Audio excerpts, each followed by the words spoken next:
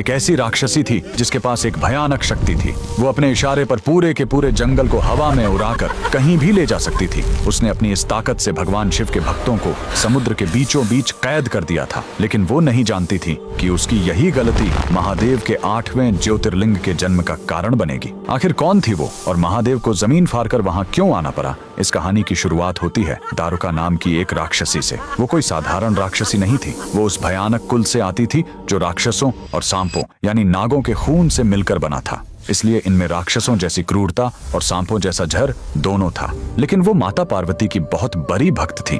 उसकी तपस्या से खुश होकर माता ने उसे एक अनोखा वरदान दिया था। दारुका ने मांगा कि माँ, मैं जहाँ भी जाऊँ मेरा ये पूरा जंगल दारुका वन मेरे साथ साथ चले। माता ने तथास्तु कह दिया। बस फिर क्या था, दारुका को एक चलता फिरता जंगल मिल गया। दारुका और उसके पति दारुक ने अपनी शक्ति का गलत इस्तेमाल शुरू कर दिया। जब देवताओं ने उन पर हमला किया तो दारुका ने अपनी जान बचाने के लिए एक चाल चली। उसने माता के वरदान का इस्तेमाल किया और पूरे जंगल को उखाड़कर समुद्र के बीचों बीच ले गई। अब वो जंगल पानी से घिरा एक सुनसान टापू बन चुका था जहाँ कोई आ जा नहीं सकता था। वहाँ से गुजरने वाले जहाजों को वो लूट लेते थे। उसी दौरान उन्होंने शिवजी के परम भक्त सुप्रिय और उनके साथियों को पकड़ लिया और उसी जंगल वाले टापू पर कैद कर लिया। राक्षसों ने सुप्रिय को आदेश दिया कि वो शिवजी की पूजा छोड़ दें, लेकिन सुप्रिय नहीं माना। उसने वहां की मिट्टी से एक शिवलिंग बनाया और ओम नमः शिवाय का जाप शुरू कर दिया। राक्षस राजा को बहुत गुस्सा आया। उसने अपनी तलवार उठाई और सुप्रिय की गर्दन काटने के लिए आगे बढ़ा।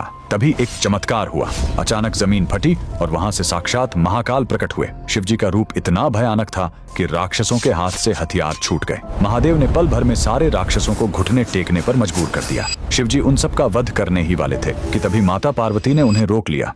स्वामी, कृपया इन्हें छोड़ दीजिए, ये मेरे भक्त हैं। शिवजी मान गए।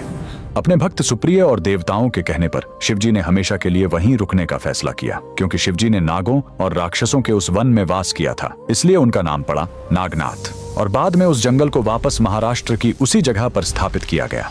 लेकिन कहानी यही खत्म नहीं होती। हजारों साल बाद द्वापर युग में जब पांडव अपना 14 साल का वनवास काट रहे थे, तब उन्होंने इस जगह को दोबारा खोजा। कहा जाता है कि पांडवों के बड़े भाई धर्मराज युधिष्ठिर ने ही यहाँ महादेव की पूजा की और उनके लिए एक विशाल 7 मंजिला मंदिर बनवाया। ये पवित्र स्थान आज महाराष्ट्र के हिंगोली जिले में है, जिसे हम औंधा नागनाथ ज्योतिर्लिंग के नाम से जानते हैं। तो कमेंट में लिखें हर हर महादेव।